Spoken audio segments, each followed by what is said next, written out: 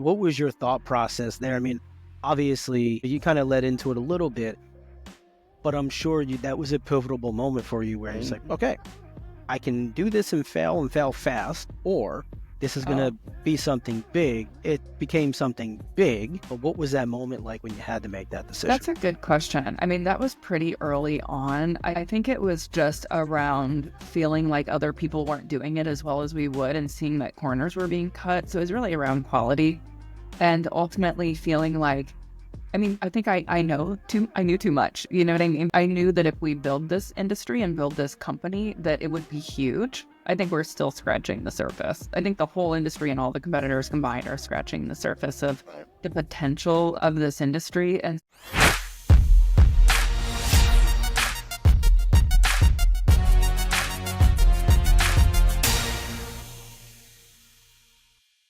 Hey, this is William Tincup and Ryan Leary. You are listening, hopefully watching the Inside the C-Suite podcast.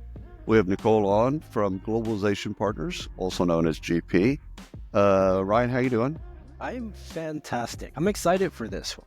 This is going to be fun. For those that are watching, we're going to pick on your background now, Nicole. As you should.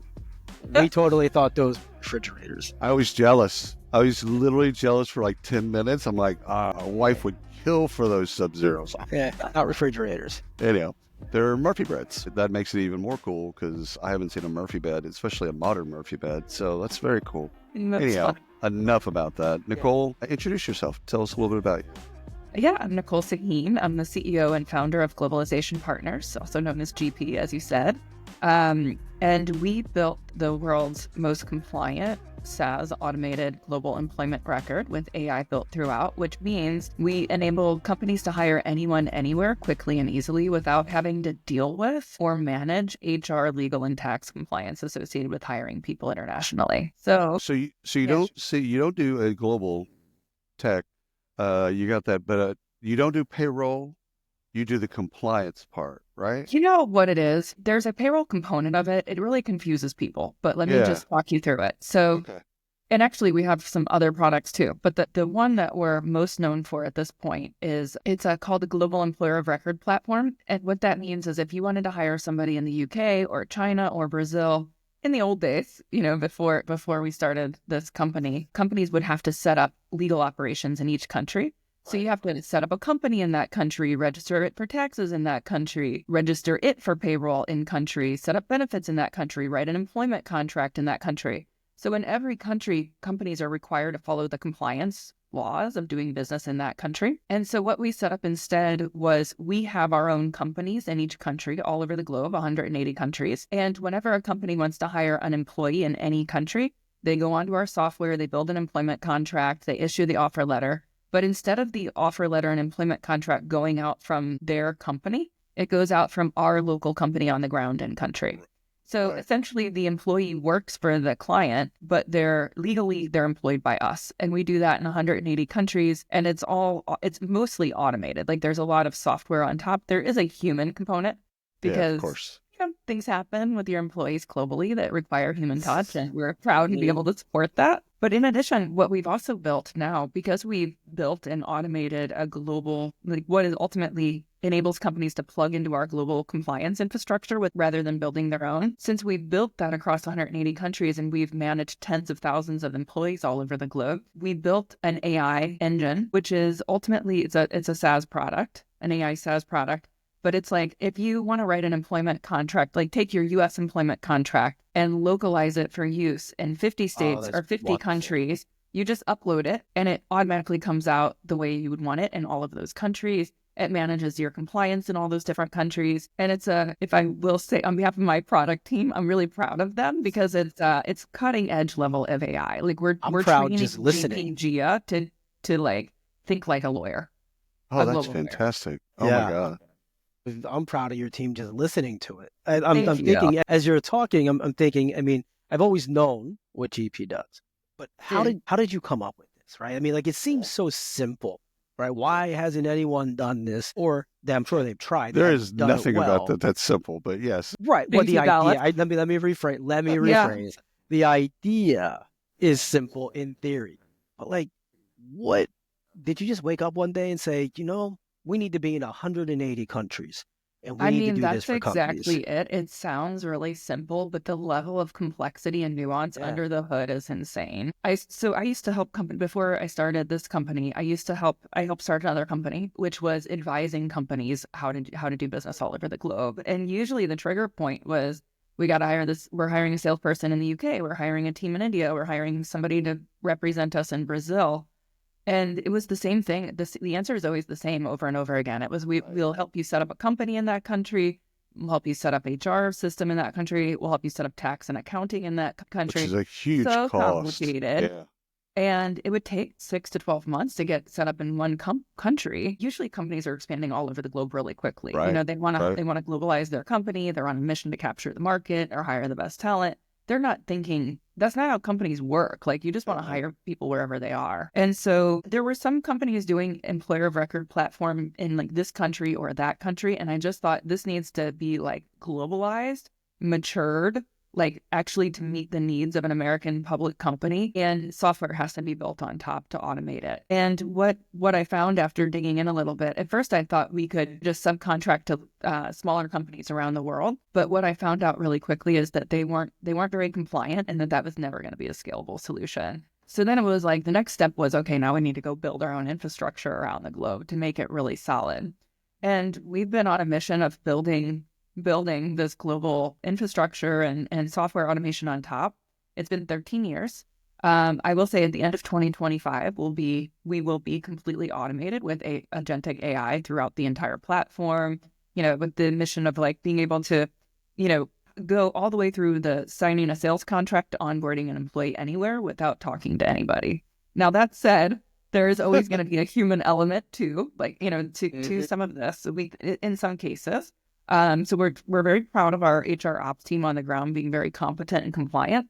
So it took a long time, basically, but we're here now. We'll do about 350 million a year in revenue this year. We're a SaaS company with traditional SaaS metrics. I don't know what else to say. It's about 1,100 people. What else can you say? Is there, after 180 countries, do you get requests for other new countries, or not new countries, other We're doing business countries? Everywhere you can do business without running into like sanctions, basically. Right. The State Department has a list, I'm assuming, of places that we can't be. Yeah. All right, let's go backwards. First of all fantastic. We'll definitely come back to it. Thank you. Let's go back to like high school or college. What was your dream? What did you want to? I'm assuming this wasn't maybe the specific dream. Assume. I mean, that's funny. Yeah, I know. Never know. I grew up in the Midwest, and at that time, like where I lived specifically, it was like the biggest thing you could aspire to was being like a professor or a lawyer. If education was like the most important thing. And I started traveling in college, and I wanted to work. I thought I would either work in international development work, which remains important to me, or anthropology, like the study of people everywhere. And to make a long story short, I had two stops along the way. I thought that I wanted to be an anthropologist at first. I studied with an anthropologist in college and applied to a PhD program. And to strengthen my application for the PhD program, I went and lived with the Mom Indigenous group in the Northern Highlands of Guatemala. I was like 21 or 22, studying with some shamans there. To make a long story short, after a few months, I basically, like, I was starving. First of all, I was vegetarian and like tying my pants on belt, a rope that I bought in the farmer's market, and just like quite miserable. And I just realized one day, I was like, I don't think it's who I am ultimately to want to learn language nobody's ever heard of, to be very academic. And I realized like I'm more of a like get stuff done type person. And so it was really a heartache moment to realize like that I wasn't the person I thought I was. And I left the little village and went and did something else, and ultimately found my way to graduate school. At first, I thought I wanted to run nonprofit administration, like do international development work. But pretty quickly, I got frustrated with the program, and I thought, I don't need to run a budget. I need to like know how to run financials. And also, I was frustrated with fundraising. I felt like it's a lot easier to make money than it is to ask people for money, and just had another crisis of identity when I realized, oh my God, I need to get an MBA. Were you already in your... It doesn't have to be evil, and No. Were you already in your master's program for nonprofit? Yeah, I had just started it. Yeah. Where were you at? Were you at IU? Middlebury Institute of International Studies. Okay. Yeah. You and I have very similar paths. Because I did an art history degree, then an MA in Native American studies, Native American art, because I thought I wanted to be a curator. Then I also thought I wanted to run a nonprofit. I got my MBA, also a degree in nonprofit management, only to find out, and I did internships at Smithsonian and National Park Service and all that type of stuff, only to find out they don't make a lot of money. Not that money drives everything, totally, like I get it. However, like the person that runs the person that ran the National Museum of Native American made like $150,000. This is like the pinnacle of, so imagine being a curator at a regular museum, etc. It's a status thing. That's fantastic. Well, what'd you do after you got out? So you were recruited by 100 different people. What did it? Not exactly, but I was adamant that I was going to work for a man in a dream. I met somebody who was like wanting to build a consulting firm, and I was the fifth person on board. Number 2 and 3 being his wife worked for him, and he had an assistant. And like I was basically like, I'm going to work for you doing what you're doing. And within 6 weeks, it was like I was traveling to China, setting up companies for high growth companies in the Silicon Valley. Oh my God, that is so cool. Where'd you go to B school? The Middlebury Institute of International Studies. Okay. Got it. So once you got out, you went into consulting, and the consulting just so happened to be international expansion. Well, that's what I wanted to do. And so I met somebody who was doing that and basically like just jumped on board with him and was like, I'll do whatever it takes. And luckily he took a chance on me, as these things sometimes happen. And we built that company from 5 people to about 200 in the 6 years that I was there. And ultimately that sold to a third party. But when I left, it was there for about 6 years, helped build the company. I totally loved it. We had a great time. We were advising all the Silicon Valley high growth companies in the early 2000s. And I just realized I just thought I had a better idea for how to do it. I pitched it to my boss and he didn't think it was a go. So I left. I waited out my non-compete agreement and then started GP exactly 1 year and 1 day after leaving that company. I'm grateful to that founder. I've learned so much there. Yeah, but every entrepreneur has their appetite for what they want to do. And again, you pitching him the idea, and it probably sounded like a great idea, but he already had kind of what he wanted to do. Yeah. And that was that's a good business too, honestly. It's just there, and there's a lot of companies in parallel spaces to ours that don't want to touch this industry. They think it's, that's right. First of all, we have a lot of competitors now. There's dozens of competitors doing what we do. Of course, we think we're the best. Right. But like basically, there's a lot of companies doing this, but there's also a lot of companies that haven't wanted to come anywhere near what we do because of the legal risk. It sounds really scary, basically. It sounds like, I think it sounds overwhelming to a lot of companies. And truth be told, it is because of the compliance. Compliance in Ghana all of a sudden can change. Totally. Somebody has to keep track of that. Indeed. And now that's what our AI product's going to do. That we're really excited about, GPGF. So that's like fantastic. Even if companies aren't using our employer of record platform, like Coca-Cola could use our platform and it'll say, hey, all these employment contracts are out of date with compliance. There's an update here, which as far as we know, nobody's built that yet. So we're excited about it. It's funny. I got asked this probably 10 years ago now about global payroll. So I was on a panel at a conference. And somebody said, what do you got for global payroll? I'm like, listen, there's like 4 to 5 players and they all have different-ish models.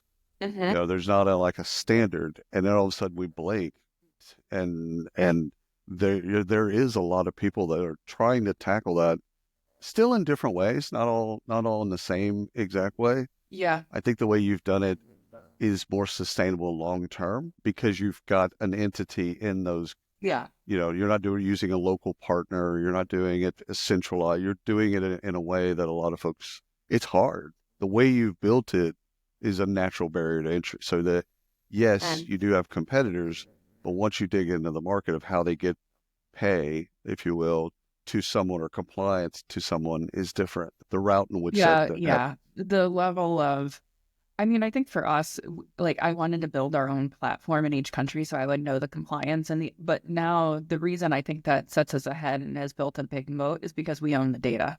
So we know it's compliant all the way through that.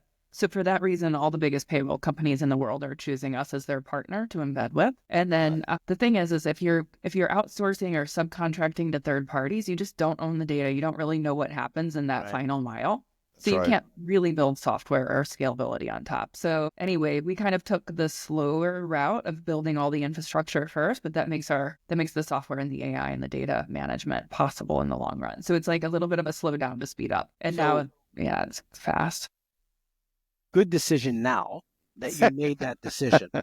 But back then, let's dig into that a little bit. What was your thought process there? I mean, obviously, you kind of led into it a little bit, but I'm sure that was a pivotal moment for you where it's like, okay, I can do this and fail fast, or this is going to be something big. It became something big to own your own data and build it yourself. But what was that moment like when you had to make that decision? That's a good question. I mean, that was pretty early on. I think it was just around feeling like other people weren't doing it as well as we would and seeing that corners were being cut. So it was really around quality and ultimately feeling like, I mean, I think I knew too much, you know what I mean? Because of my background advising customers what was going on, you know, how to manage their international operations, that when our third-party partners in different countries were cutting corners, it was just like, it wasn't a level of lack of quality that I was comfortable with. And I knew that if we build this industry and build this company, that it would be huge. I think we're still scratching the surface. I think the whole industry and all the competitors combined are scratching the surface of the potential of this industry. And so if you don't build it right and build it well, there's just too much risk. I mean, and even now, because there's a lot of competitors who've taken some shortcuts, got a lot of venture funding, and they're like, we'll sell it and then we'll build it, which I understand the mentality, but we're talking to governments in different countries all the time that are raising red flags about the industry overall. And we actually built a nonprofit industry, like an industry collaboration group that could go and negotiate with the governments and kind of agree on standards with different government bodies together, because now it's starting to capture their attention. So the governments are like, you're employing our people, you're responsible for them. We want to make sure it's done well and done right. So as long as it's done well and it's done right, it seems to be okay. It's just when, employment protection has been negotiated on a country by country, state by state basis all over the globe. And the reason it's so important is because it's the people. It's how do you protect people? So yeah, all of those rights have to be honored. And Ryan, this is where her anthropology background comes into play. So the study of people, you understand the differences and the nuances from one place to another, and there's a different cultural norm or mores that exists in one place than it exists here. Yeah. And here being like the 11 different parts of the United States. Like people, I mean, it's fun. I mean, that's what's fun about it, I think, is like, and the change and kind of the global work culture since we started to now. I mean, it used to be when we talked to a client about hiring somebody in Hong Kong, it was like talking to them about hiring somebody on the moon. And now it's like, people are used to working across borders, across boundaries, but then there's also a nice collaboration, more open-mindedness, as the world's become a smaller place and people become used to working with people everywhere. And they get used to the nuance. It's sweet, Yeah. Did COVID speed things up, or did it change people's attitude, or did it have any type of impact? I mean, that's what it did. It sped things up, because I think pretty quickly, once everybody got into COVID and they realized that remote work was going to work, that everybody didn't have to live within a 100-mile radius of the office or 50-mile radius of the office. First, they had to adjust to that. But then once they did, it was like, oh my God, why are we limiting ourselves to where people live? And we can just hire anyone anywhere. Yeah, people are much more open. It's easier. People are used to remote work. And honestly, like when I meet somebody who has an Indian accent who's working with us remotely, I don't know where they live. They could be in Boston. They could be in Bangalore. And like, it doesn't matter. I might ask out of curiosity and just to know a little bit more about them. But so it's accelerated the pace of global hiring. It's also accelerated, I think it's almost like not reverse immigration, but the ability for people to stay in their home country and still accomplish their highest aspirations, which is really great to see. The other thing it's accelerated is the leveling out of the global playing field in terms of salaries. So somebody who can command a Silicon Valley salary might no longer be in the Silicon Valley. In fact, they might be somewhere that's relatively low cost, but they have the experience, background, and skill set of an engineer in the Silicon Valley. If you think about the impact of that from a socioeconomic perspective and buying power perspective all over the globe, it's pretty epic. And then you have the other side of that where employers don't want to pay the salary because they're not in that location. Which is insane. It's talent, it's outcomes, it's skills. I don't believe in localized pay or local pay that's based on location. So I just fundamentally have difficulty with it. It's just skills. It's outcomes that you're buying. It doesn't matter if they're in Guatemala or in Topeka. It's still the same. So I know the counter argument to that pretty well. Well, the world's catching up with you, William. So I mean, it's interesting to watch the evolution for sure. Yeah. So I got to go back to the beginning of starting the business because I'm fascinated to get your story and your take on being a female entrepreneur and starting a gig, starting a new business. What was that like then, and what did you learn about the process? Yeah, so I was headquartered in Boston, or I was living in Boston at the time, and by design. And in terms of being a woman in business, the one thing I did is I did cut my hair quite short because I have having long blonde hair as an early 30-year-old woman, I didn't think it helped me add credibility. So it's just something I processed. I was like, okay, I need to look a little more legally blonde, more intense. Anyway, too funny. So anyway, I did that, which was fun for a little while anyway. But honestly, I think, yes, I've had people who have mindsets that are a little challenging to work around. But I think the good thing is when you're an entrepreneur, you can just work around it because you're the boss. You get to say who goes and what goes and how everything goes down. Yeah. So if all's an well that investor, ends well. if you don't click with an investor for whatever reason, you don't have to take their money. That's true. And I have found that there's usually chemistry with the people that you want to work with and that there's a natural affinity. So investors don't only have money, they also have, there's an affinity there, and it's really important, I think, to pay attention to who you want to work with. 100%. So I want to talk a little bit about, and this kind of gets us into this around building high-performing teams. Yeah. Obviously, you've built teams, and your team clearly has been doing well. What's your take on that? How do you build, what do you look for as you're building your executive team or the team that's going to surround you? From a human perspective, building and rebuilding my team has been the greatest cause of joy, learning, personal growth, and trial and tribulation of my career. If I were just building software and doing stuff, that's easy. That's easy. It's the human part that is tears your heart out because the people that you start your company with are unlikely to be, and it is a all hands on deck love affair with someone else's mind, gut, passion, grit. But there becomes a point where those people are no longer the right people to lead the group. You outgrow them. Yep. And you have to have hard conversations that are often absolutely heartbreaking on both sides and take a vast amount of courage and it's hard. So and bringing other people in. What I have found is that to always hire the best possible people I can find and make sure they're aligned, not only from an intellectual perspective, but from a cultural perspective, work as much as possible with those people and just work to the maximum of everybody's benefit. But if there's ever a time for a hard conversation, to just have it. It's hard. It's like level 10 therapy of growth. You guys know this. Yeah. Oh, yeah. Yeah. Not knowing you all that well, I'm going to go out on a limb and say that you have pretty exacting standards. Am I way off? I'm not going to let somebody work for me who's not doing the job.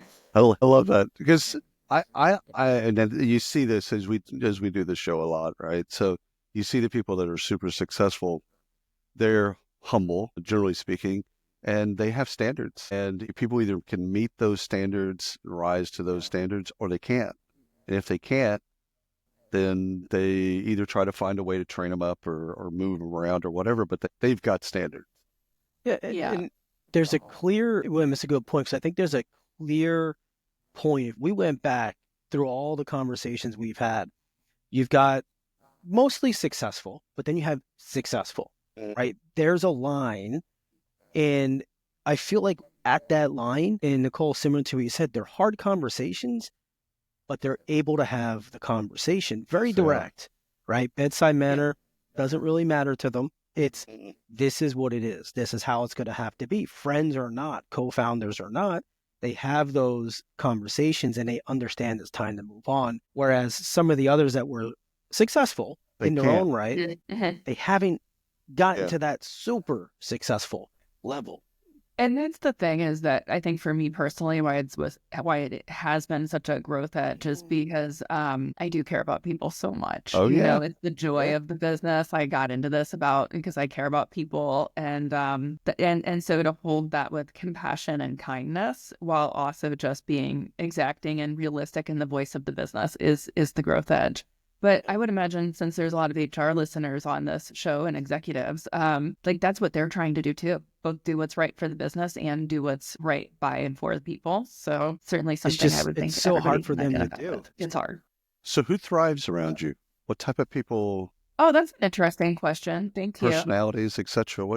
Who thrives? From an executive standpoint, people who are clear, direct communicators who get stuff done, are Right. considerate of their teams, but are also able to make executive database decisions.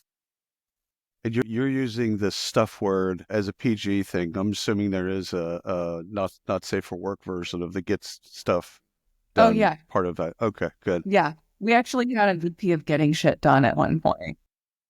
Oh, Nicole, funny story here. IBM acquired the company that I was working for, Connexa, eons ago.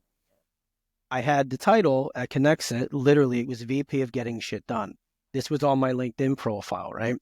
Well, we're about a year into IBM at this point, so it was around 2012, 2013 timeframe. And I got called into the office. And I thought, all right, it was a joke. I'll take it down. It's been there for eons. No, they actually had another guy that called me in. It was VP of getting shit done. That was his title internally. So he used it as his public title. And he asked me, and he's like, I know it's a joke, but can you take it down? Like, that's how they knew him.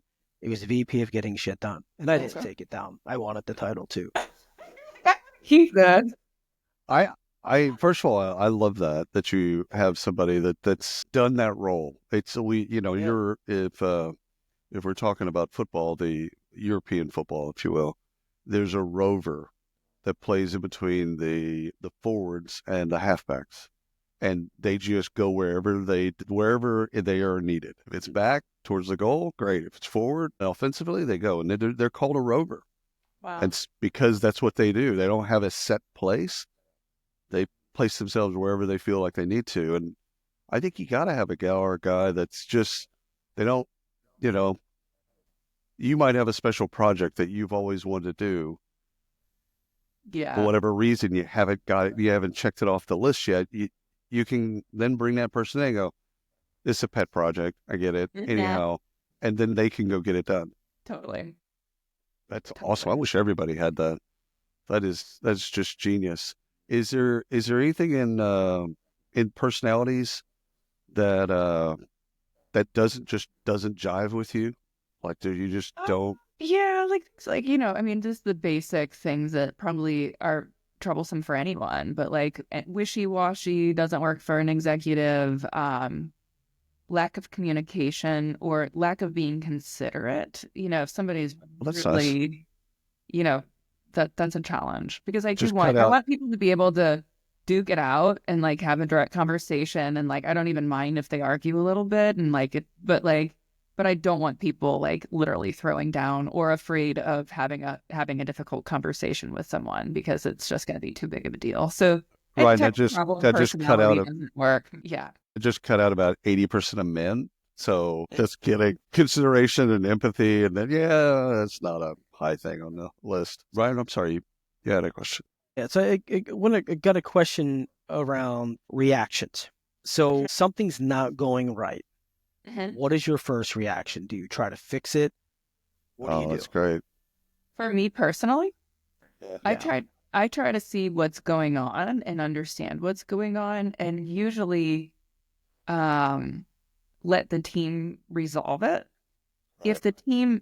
If I lose confidence in the team, that the team is not going to be able to solve it, that's a different problem. If like, I guess I'm looking for the source of the problem. Is this a problem that the team can fix? Let them fix it. And what's the plan? I'm looking for a project plan and deliverables to make sure, okay, you said you could fix it, and this was the solution, and here's how you're going to fix it with a project plan, and then I'm looking for them to hit deliverables.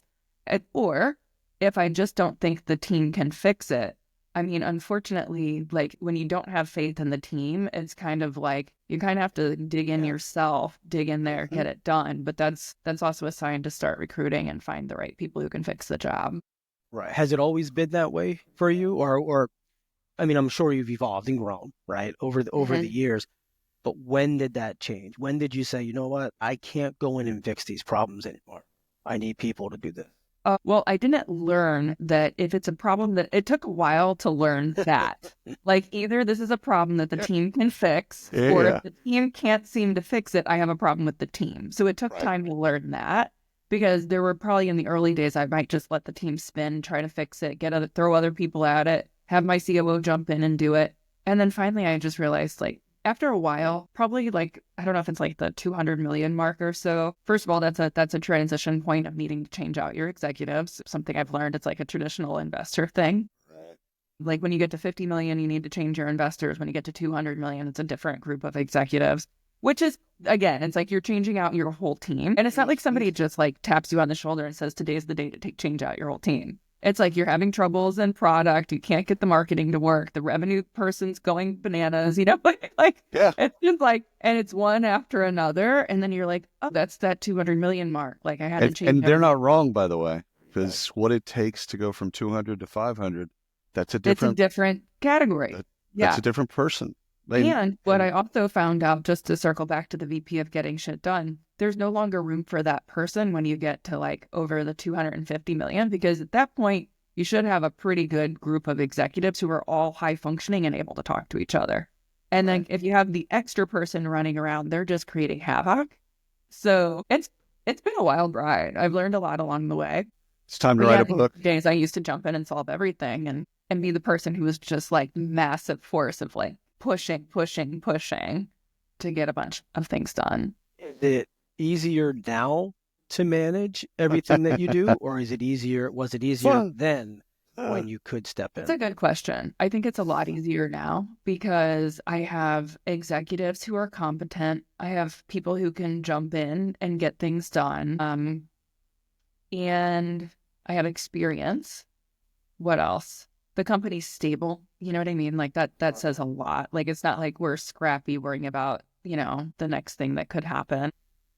But I really loved the intensity and the growth and the fervor of the early days was a lot of fun. Yeah. The problems now are bigger though. The problems now are bigger. So when it hits the fan, it's a more like, it's not a simple fix usually. It's a board meeting. Great. It's a big one. Yeah. Yeah. Gets to a certain DEF CON and all of a sudden it's like the board needs to meet. Great. Okay. That's fun. Yeah. How did you pick your board members? If you can reveal. Yeah, sure. The board members are, well, let's see. Two investors, our two earliest investors who are amazing. And one of them was stayed with you. Wow. Yep. And one of them is a close friend of mine. We were in a YPO forum together and I flirted with the idea of getting investors and then said, I don't want to get investors. My idea at the time was all these people are jerks. All they care about is money and I don't need investors. 100%. And then he knew I really believed in the company and he put together an investment with some of his friends and they invested in the company together and they've been a great board. And they've stayed with you, or he stayed with you the whole time. Yeah. And you don't hear about that often. Most of them get switched out. Oh, interesting. No, they're tightly linked in with the business and have been great to work with. Oh my God. But it does matter. Like I've had their support in hard moments. Like it's like, hey, this is what's going on. And they're like, we got you. And it's like, we believe in you. Thanks for picking it up. Thanks for doing the hard thing. You know, like that, it matters. Oh yeah. Especially when some of the pivots aren't obvious. They're obvious to you, but they might not be obvious to everyone else. Those are usually when boards really don't understand. Because they're not necessarily industry people. They're financial and otherwise, and so they don't understand the pivot. You see it clearly as day. You know exactly what has to happen. They might not see it, so now you got to go sell the idea, which happens more at other companies than it does. Seems like it does at yours. They're usually they're right about a lot of things too, though, and they have a different type of wisdom, like the financial background and like how all that works. to them it's really obvious, but there's like financial instruments and different types of investors and things like that, though. Yeah, it's helpful. So anyway, go ahead, it's Ryan. an interesting relationship, you know. Oh yeah. Fun. Yeah. So Nicole, final question from me is, when you need advice, when you're stuck, you need something to kind of kick you over the edge, who do you look to? You know, it's funny. I have my first employee. Her name's Melissa Cooper, and she's now on the board. She's my board appointee. She was my first employee. She started as an account manager. She was my work soulmate at the previous company. You know, instead of a work wife, we said it's work soulmate. Yeah. Because we worked at multiple companies together. She made it all the way up to being our COO with like that 250 million revenue, 300 million. I never needed to switch her out, and she was running the whole company. She moved on from GP about a year ago. She was at the point where, first of all, it made sense for us to put operations under product. We don't need two separate teams. Right. And I call her because she knows, she has a very quick, like, she'll just listen and she gets right to it. And she's just like, Nicole, from what you're telling me, it's like, you'd already know what you need to do, and it's this. And it's like, oh my God, you're so right. It's amazing. So she's my person. Oh my God, that's great. Advice you'd give your younger self. So advice you'd give yourself when you were just starting your company, what would you change or what would you emphasize, etc.? I mean, I think it's always just follow your intuition, because every time I have not followed my intuition, I wished I would have, and it's always right. So if you can just get grounded and get like really clear on what's like here, then we know what needs to be done. But sometimes we don't want to listen because whatever our intuition is telling us to do is hard. Scary. Yeah. It's scary. Well, Nicole, you've been absolutely amazing. Congratulations on all the success, and thank you for coming on the show and sharing your wisdom with us and our audience.